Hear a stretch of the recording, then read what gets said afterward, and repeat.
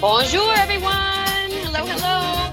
Thank you for being patient, and welcome to Noon on Tuesday, which today happens to be 10 on Thursday. So thank you for tuning in, anyone that's listening. I really appreciate it. And this is a very, very first for the Specialty Produce Network, I believe. So I, Gina, am sitting here live in Paris. You can see behind. It's a lovely, lovely day. In the studio back in San Diego, we have the best cheesemonger in the nation, Jessica Lawrence, with us today. And we are going to be talking about, hello, Jessica, how are you? Très bien. How are we feeling? Très bien. I love it. That's more than I think. Well done. Well, we are going to be talking today because here I am in Paris, and Jessica just got back from an adventure in London, Paris, and Amsterdam, if I've got that correct. Right, Jess? Yeah, and a few little places in between. In between, exactly. But to give a little bit of background on this, all of this came about because Jessica did win the Cheesemonger Invitational. And just kind of tell us then how you got the call to get to go to do this and experience all this European cheese adventure. So Neal's Yard Dairy is actually one of the sponsors of CMI. So this was the first time, this year was the first time that they decided to have the people who have won CMI come out for like the total behind the scenes Neal's Yard Dairy experience. So Najib, who won the summer one last year, he actually went, I think, like a week or so right before I went, and then I was the second one to go.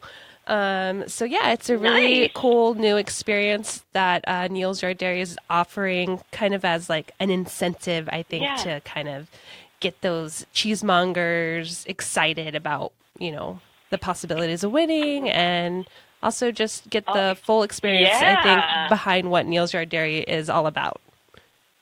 So it was very, very special. That's really great. Yeah. And that is super special because not many people can go behind the scenes as you did to visit Neal's Yard. So tell us a bit. I know you learned a lot because you visited kind of their first shop and a lot of their aging facilities. So tell us, you know, who Neal's Yard is and kind of what you initially learned and a few of the things you saw. Yeah, so Neal's Yard is really cool because they go around and like hand select, I guess what they would consider the best of like UK and Irish cheeses. So it's kind of an interesting concept because not only are they distributing, but they're also selling. So they have 3 shops. And then they also do exporting to several European countries, and then of course the U.S. But they are very like hands-on and from like beginning to end, which is exactly what I experienced. So I went to some of the farms where they would select that cheese, to working in the warehouse, to then working in the shop. So you kind of experience from beginning to end during this week. Right, the full circle. Yeah. Right, a week adventure. So hands-on meant your hands were on. They literally were on some cheese. Yeah, this is really good. Did you get to mark them, like, so we know? Will we see that you physically got to touch? You think? No, I didn't. A note inside or something. No. I didn't tag any cheeses up. I think some of most of them will probably be staying over there. But see those cheeses right there? I did move some of those. I rotated some of the Stilton. So when they got a new shipment in, we rotated and flipped. Got to flip the cheese for even aging. Flip the cheese. Yeah. Even aging. And those wheels are not light, right? No, they're not. And tipping and tilting. Yeah, and Michael, who is kind of in charge of that area, he's very good at what he does, and he's very quick. So I hope I was quick enough for him. To keep up. How are your arms? Pretty good? I was like, ooh, inside my head, I was like, ooh, I should have probably worked out a little bit more before I came here. But I think I held up. You did it. I'm a pretty sturdy lady, and I'm used to lifting a lot of heavy cheeses, so. Yeah. Oh, that is good. And how heavy? Are those about 15 to 20 pounds, would you say? I think they're about, yeah, like 18 Yeah. to 20. Right. And how many do you think were in the room that you were required to flip? Like how many at any given time?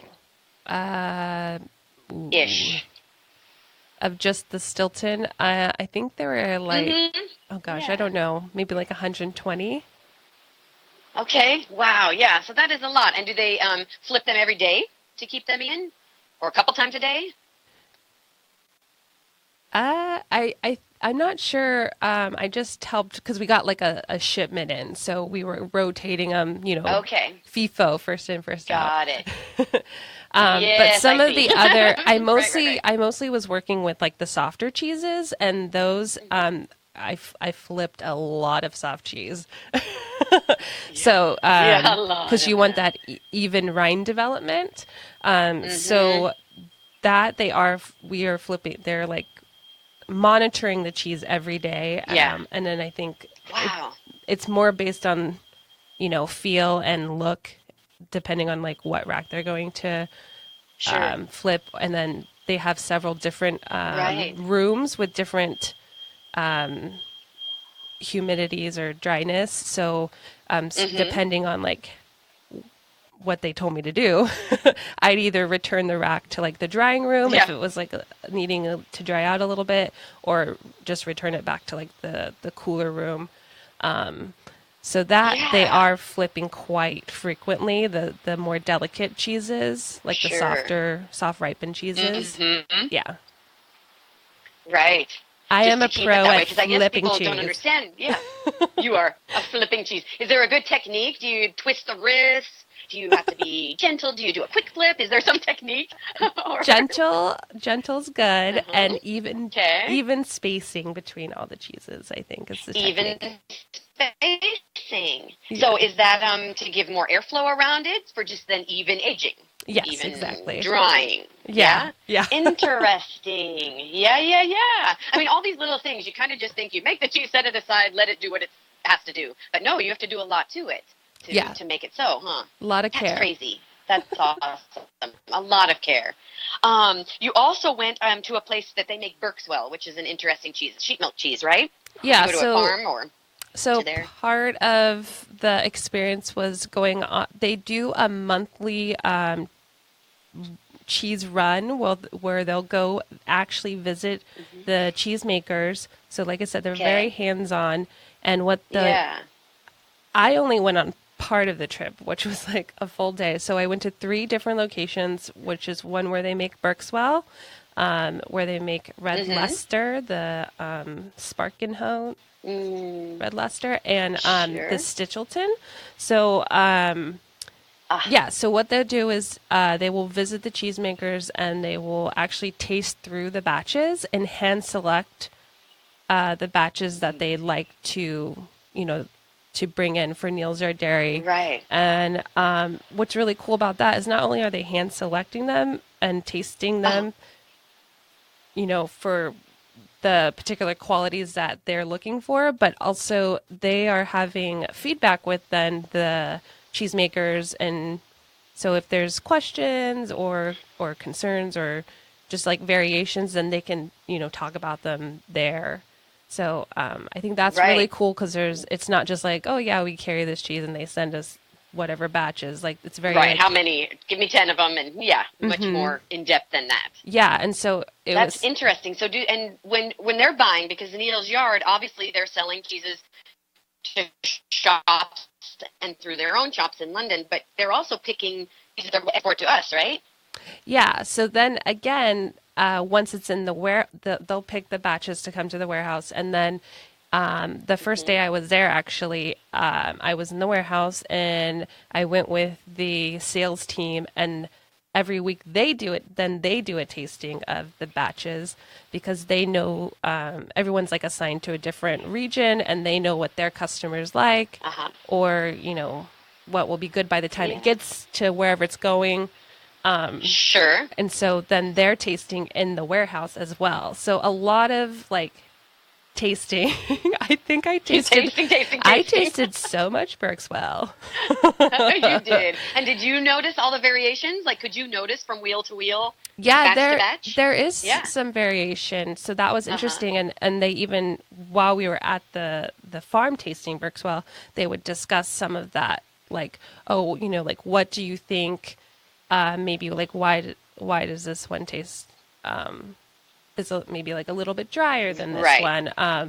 I mean, of course, there's always going to be a little bit of variation, especially with farmstead cheeses. But it was kind of interesting to see them discussing that or giving feedback or seeing what they could do. So they're very like committed to their cheeses that they're buying and to the cheesemakers themselves. And it seems like there's a really strong relationship there, which is nice because between them all. Yeah, that's really great. It's because that's all part of bringing in the best cheeses is working with the cheesemaker to figure out what that best is, right? And what, like you said, what people are looking for in all the different markets. Yeah, sure, and makes good sense.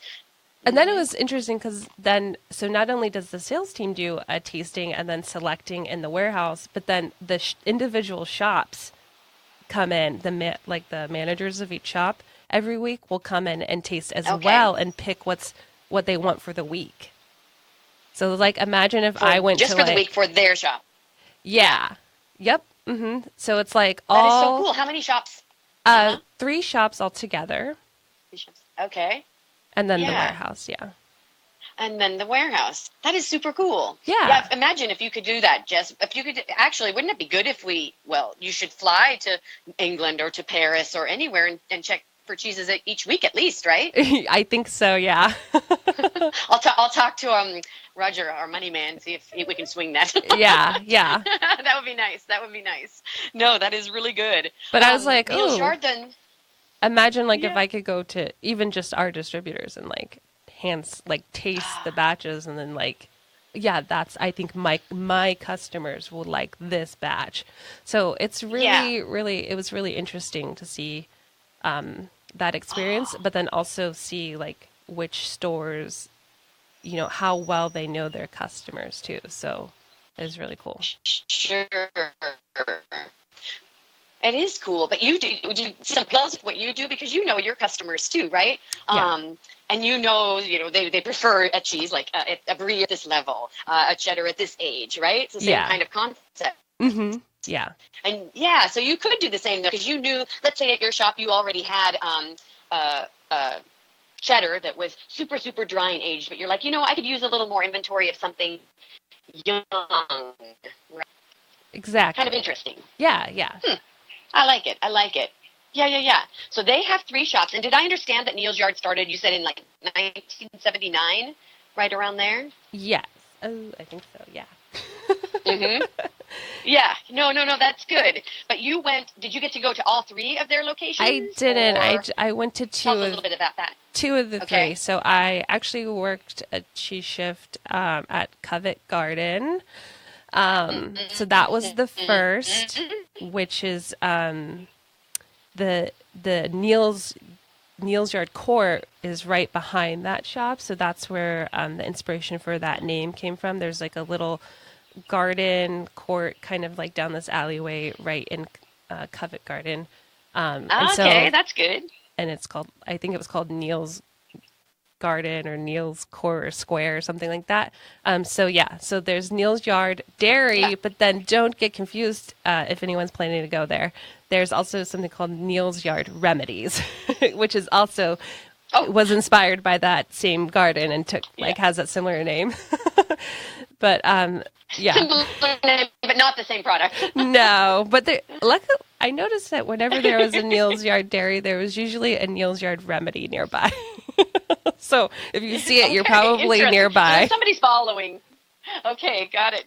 Yeah. Covent Garden, that's nice. Is that where I've heard of something called the Arches? Is that there? No, the Arches. The Arches is their warehouse. So that is, where the sales team is. The Arches is their warehouse. Okay. And then where they store the cheese and do a little bit of affinage on like the softer cheeses and whatnot, which was very confusing because when I was first getting directions to go to the Arches, I had that address, but then, of course I got lost.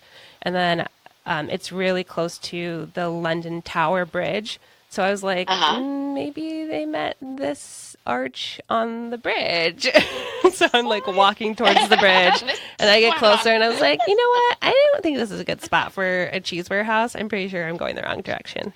But I eventually found it. Oh my gosh, but you made it. So the Arches, there's actually, it's a building underneath like the train tracks. So it's a bunch, there's all kinds of like, there's Neal's Yard Dairy. I passed by some like breweries or some other like Spanish exporters or a couple restaurants. So they're kind of like these little warehouse archways that people rent out for their business. Yeah, that is super cool. I like it. Yeah. Hey, you just brought something up that it ties in perfectly because we got a question from Christine that you's traveling in Italy right now, and she ran into an Englishman who said he had never had a U.S. cheese. So he asked if there's any U.S. cheeses that you saw being sold in the U.K. Did you notice any there at any of the shops? Or I did. You did? What did you see? What's for sale there? So there's Please say it's good stuff. Good stuff. It was good stuff. Okay. But I don't know if it was in the greatest condition. I'm sorry. So I won't name where it was. Okay, no. But just what was it? What did you see? They had Humboldt Fog. They had Pleasant Ridge Reserve. I feel like they had Green Hill Camembert. Oh, wow. Which is like a newer one. These are some... Yeah. Okay. Yeah. And I tasted the Humboldt Fog. And I was like... You did? Did it taste different to you there? It did taste different. It did taste different. See, that's interesting. Everything plays a part. The air, everything, right? Yeah. But it's good that you saw them. I think that is a start. Because here in Paris, I cannot say that I have seen any American cheeses, which is why this could be an opportunity to start an American cheese shop in Paris. It could be, I have to think about that. Could be, but getting it there, so you just it might be an uphill battle. And then that whole, like you said, they were perhaps weren't in the best condition. This is a tricky business to get it from point A halfway across the world to point B, the other side, and have it be in the condition that makes it taste best, which is what everyone's concerned about in Europe to get it to the U.S., that it gets there in the right condition, right? Exactly, yeah. Interesting. Yeah, so in answer to you, Christine, very little American cheese in the UK and Paris. Some, but I bet you that the number will go up. So thank you for asking. And any other questions, we're going to try to answer them. So bring them on, see if we can help it out. Okay, so back to Neal's Yard. You also got to go to the Borough Market location. Is that right? Which is one of their most famous locations, I think. Yeah, I actually got to stay there. Oh my gosh, literally slept above the cheese for a couple nights. You woke up with the aroma of the fromage, the cheese. So when I had when I came home one night, the shop was already closed. So I had to like get to where I was sleeping by going through like the shop, which felt very like weird and Still. Yeah, like, okay, I'm just gonna unlock the shop doors and like get to my bed. So that was really cool. It's a really awesome shop, which is right like in the heart of like Borough Market, which is also very exciting. So if you're a foodie and you're going to London, I definitely recommend going to Borough Market and. Borough Market. Is it like a public market, like a Liberty Public in San Diego or a Pike's Market in Seattle? I'd say more like Pike's Market, maybe like a blend, because there is a lot of like prepared foods too, which I feel like that's more Liberty Station is prepared foods. Got it. So I'd say a blend of both. A really great atmosphere. there's also some restaurants lined like on the perimeter of the market. So a lot of people like having a beer after work, right there on the streets. So it was really cool. Yeah. Oh, that's nice. Yeah. Yeah. Good atmosphere. Very, very cool. Yeah, it's beautiful. Beautiful. And what about their shops, Jess? So what would you say is like same to shops like our Benissimo in the USA? And what was different? Like what struck you? So many things. Many things. It was really a cool experience. So they definitely, we had to scrub in to work behind the counter. I mean, we are definitely like cleanliness is definitely a priority and always wash our hands. But literally, like I wore what they call wellies, which is like kind of like rain boots, and a long apron, and you have to like scrub in. Scrub your apron, scrub your boots, scrub everything. So that was interesting being like so like in such like a lot of uniform. So I got to get used to that. Right. And then also all the cheeses out on the counter where in Venissimo here, I don't know if that would fly, not necessarily because we wouldn't want to have that, but I don't know if the health department would be so cool about it. So that was really cool because it makes for a beautiful display. It allows for people to get really like up close and personal with the cheese, and it makes for easy access for sampling. So as soon as someone comes in, their kind of theory or like motto is like get the cheese in the customer's hands. So right there, you know, as soon as someone comes in, the goal is to get them a sample of cheese, which I feel like that's pretty similar to our motto, like sample. Right. Let the cheese taste. Yeah, the cheese speak for itself. Obviously, we're there to guide you if you're looking for something in particular or you're feeling overwhelmed. But I feel like that work ethic or that ethic is similar to ours. Sure. So. And then they only have knives that they sample with. So that was challenging for me where we have like all different tools. We have planers, we have tasting spoons, we have tasting like toothpicks, whatever. So that was challenging. That's different. That was a little bit challenging, but a fun challenge. I enjoyed it. And then one of the things I absolutely loved, which is really nerdy as a monger, is they have the wire cutters built into the counters. So like for us, we have to turn and go to the table and like cut. But like there, they had several wires built into the actual counter of the cheese counter, which I was like, how do I get this counter? This is thebomb.com. That is so cool. And I saw that today too, Jess. And again, I think, we got to work on that. We'll think about this because I hear what you're saying. But they have a really beautiful display. And like I said, I like that it's open. It gives the customers, it gets them, I think, up close and personal with the cheese. And like I said, easy for sampling out. Right. And then having them at room temperature, which we know makes it taste even better. Yeah. I mean, their rooms are, they do control the temperature because they are out. So that's how they can let them out. So they're proper temperature. Sure, exactly. A proper where cheese is meant to be temperature. Yeah. Like a little wine cellar temperature. Yes, exactly. That's super awesome. Exactly. Very, very cool.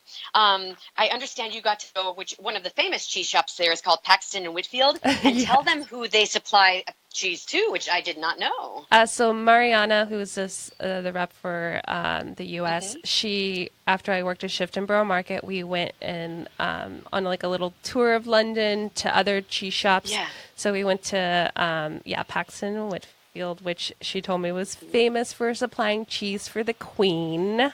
To the Queen. Could you imagine? Did you get to deliver any to the Queen by chance? I didn't. And then also at Borough Market, there's several cheese counters there. And there was one cheese. I didn't send you the picture, but it kind of looks like a tortilla, like the little, pyramid. Yeah. Madonna boob. I call it the Madonna bra shape thing. And it's kind of like a brie style though. And the lady just kept going on and on about how this cheese was served at the royal wedding and that Prince Harry was here last week and he had even commented like, Ooh. "Oh yeah, I remember this was served at the wedding." Ooh. Yeah. Very exciting. Did you get to taste it? Did you get to taste it? Yeah. It was. Yeah, and? It's Does like Prince Harry have good taste? Yes, he does. Yeah. Okay. Oh my gosh, that is cool. Yeah, it was really cool. The lives of people it touches. Yeah, and we That's also great. went to another cheese shop called London Cheesemongers. It's like a smaller shop, and then they have like a little tasting room above. That was really beautiful. Oh, nice. And kind of like a cute little area. I believe the gentleman who runs it used to actually work for Neal's Yard Dairy, so he is very knowledgeable, and I think he has a really cool shop. Yeah. It was really cool. A really cool shop. Did they have a good mixture, Jess, of not only English, UK cheeses, but from, say, France or Spain or, Neal's Yard other Dairy, countries? or Yeah, Neal's Yard first, and then the other shops. Did you think the selection? We try to have so many cheeses from all over the world. Was it similar amount of selection? So Neal's Yard Dairy, they do concentrate on the best of UK and Ireland. So theirs is more focused. I think they actually used to have a lot more variety of even just UK cheeses, but they really wanted to like focus in on like what they thought was the best representation of their cheeses. So they're more specialized. And then the other shops, they did have like a variety of European cheeses, not so much American cheeses though. Right, back to that. Yeah. Tricky business. Yeah, I know. Did you fall in love with any new favorites? Was there anything that we hadn't had that we now know about or should know about? Yeah, actually, I think I have some coming in. Ooh, this is special, everybody. I've only had harder cheeses from Neal's Yard Dairy and blue cheeses. But when I was there, and I have to say I am a self-confessed goat cheese fanatic. Hashtag Gaga for goat cheese. Well, Hashtag promote the goat. It's because you love the goats. I do love the little goats. Yes. So they had some cheeses called Cinnadon Hill. It's kind of like a little pyramid-shaped goat cheese that's kind of I think it has like a little geo rind. Nice. Sounds fancy. Yeah, so I really I sold a lot of that while I was working. Funny how that goes, right? Monger's favorites fly off the shelf. It was very warm when I was there, and I think people were kind of craving like those goat flavors, like a little lighter, a little, lemony. Lemony, yeah. Yes, exactly. Also, nice. There's a softer cheese called St. Jude that is a soft ripened cheese, but then what they do is they'll get St. Jude in at the warehouse, and then they do a treatment to it where they wash it every couple weeks. So they mist it with a salt solution, and then brush it. And then after a couple weeks of doing that, they'll put it in a little wooden box, and then they'll do one more round of brushing. And so then that is called St. Sarah. So it's basically like a wash or a treated version of St. Jude. And I actually got to do that process. I got to brush and wash the cheeses, and then I got to put some in the boxes and stuff. Yeah. Those are really fun and delicious. And then one of the cheeses I really loved was Cardo.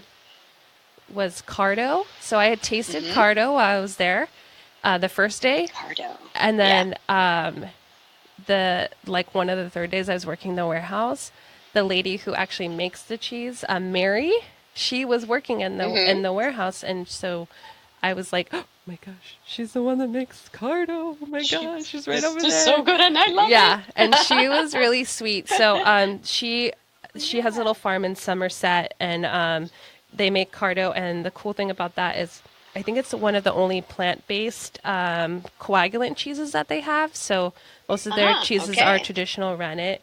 And then they break the curds up by hand. They don't use any like steel wow. harp cuttings. And then I just think it's cool Okay. that she spends I think 1 or 2 of her days out of the week, and she comes to the, so she'll travel to the arches and she'll kind of like care for some of the cheeses and Yeah. clean them up or like whatnot. That's nice, So right? yeah, I Yeah. thought that was really Again, that cool. right, attention to detail. She knows how she wants that cheese to be, right? She wants to put out the best cheese she can, and she takes such care into it. Is that what you think makes European cheeses so spectacular? I Is that think, one of the things? yeah, I've got an opinion too, but yeah. yeah. I think part of it, and then the proximity helps. I mean, if your farm is 50 miles away, it makes it easier to come and show up and take good care of the product, right? Yeah, I Makes think that sense. also helps too. Yeah, Yeah. like everything is so Right. much closer. I mean, it's still far, but Yeah. closer than us. Like, the Sure. closest like cheesemaker to us is so far away. So So far away. Yeah, exactly. It's so interesting too. Yeah, I don't know. I think there's many things that make these European cheeses so great. The uniqueness of the recipes, the styles, right? Don't get me started about the raw milk. I think that plays a big part of it. y- Which yeah, we'll talk about next week because I ate oodles of raw milk cheese today that was just fabulous. I don't know, it's really cool. But some of the things that you're talking about, don't you agree? A lot of U.S. cheesemakers are doing some of those same techniques they are. and Yeah, bringing that to the States, right? yeah, Yeah, and that's really cool. some of my favorite cheeses that I tend to gravitate towards are actually domestic cheeses. That's great, right? Yeah. Yeah, I think that's there's super fun, Jess. because it's still like new here. There's not like a ton of history here yet, where people are like, Yeah, there's a little more creative freedom, so people get to take what people yeah. have already come up with, the great recipes and techniques that people Yes, have already perfected, and then they get sure. to. So Put I a feel like there's some twist. people here that, Yeah, yeah, they get to do like a twist on it or their version of it, and I think right. that's exciting and new, and so it, yeah, Yeah, adds for really a great. Really unique great, Jess. flavor. Right, right. Unique profile. So this is really awesome, Jess. Thanks for sharing the stories. You said you ordered some of these new things from Neal's Yard. Do we have an ETA of when those might arrive? I think August, so we'll have. I think I got some roll right too, which is like a custardy wash rind cheese. Because I was really fascinated by a lot of the softer cheeses, and then we have had this, but we're bringing it back, which is Stichelton, which is kind of. I feel like it might be kind of one of the stars of Neal's Yard Dairy. So Yeah. it's their raw milk version of Stilton, made by Yes. Joe Schneider. And I Yeah. got to And that that's was really special. yeah, Hmm. super creamy. It's raw milk, so there's also obviously some of those um, milk quality flavors in there, but also he uses Right. a little bit of little starter and a longer make time. Hmm. So Okay. it's kind of a unique recipe that is. I'm interested to see how our customers react to it because Yeah, it's really good. We already have Stilton lovers and It'll be Shropshire lovers. fun to do a side by side, right? Yeah, that Kind of would be could really like fun. remember the old days they had the Pepsi versus Coke wars. Maybe you could do a Stilton versus Stickelton war. See Yeah. what happens. Blindfold. We'll blindfold ourselves and see the difference, right? Yeah. Well, I don't think there's a Yeah. war. We don't have to make a war of it. Not a war. No. Okay, that's true. That's the wrong word. Yeah. We don't like war. I think We're we gonna can just like have a little both. competition, a contest. We're gonna have a tasting. A taste Yeah, test, something yeah. like that. A taste test. Yeah, but really, really fun, Jess. Well, thank you for speaking to me. And for going on that adventure across the pond to learn all about the new things, because I know you bring it back. Yeah. And I know you also went to Amsterdam. You got to do see some of the Goudas, I right? The did. Houdas. I went to Yeah. The Beamster factory, which was And Beamster makes yummy things. Did you see what were they making, or did you get to see them make something that we have? oh my gosh, it's like the biggest Yeah. facility I've ever been to. So I didn't you see it from afar, but the landscape over there is amazing. And their Yeah. claim to fame, I guess now, is that they said they're the greenest cheese facility. So I like that they are making efforts to keep it green. Yes, keep everything green. Yeah. So the grass the cows eat is green. Then the facility itself, right, does recycle and does everything sustainable. Isn't that what you're talking about too? Yeah. Yeah, the whole production is green. I heard that about like Heineken too. Like they don't now buy even their own power. They generate things from the manure from the cows, and that makes the power, and everything is used. And that's kind of fascinating which is also too. That over is there, really super cool. So you're saying the yeah. same with Beamster. Nice. Yeah. Oh, fun. And Beamster we have at the shop. We have lots of Beamster products, so people have to come in and taste those yummy things. Realize how good they are, right? Yeah. Yes, #1 bestseller. Awesome. Well, I think it's about time to go. I want to thank you, Jess, for speaking to me. It's time for me to go drink some wine. It is almost 8 o'clock in Paris, and it's been hours since I've had any. So thanks, everyone, for tuning in to this epic Live from Paris Day. Next week, we're actually going to be having spoken to the Biver cheese people, and there's a big story behind them. They not only do affinage of cheese, but they also make a bunch of them, and we're going to show you all about it. We talked to the son of the family, Fabrice, today. I'm going to share a lot of that story with you next week when we are back at noon on Tuesdays. But thanks for tuning in today. And Jess, everyone, Specialty Produce Network, everyone out there, ciao, keep eating cheese, and thanks for listening. And be sure to follow us if you can anytime. Obviously, we're live on Facebook at Noon on Tuesdays. We have a blog, Noon on Tuesday, Instagram, all that jazz. Follow us and enjoy. Ciao. Bye.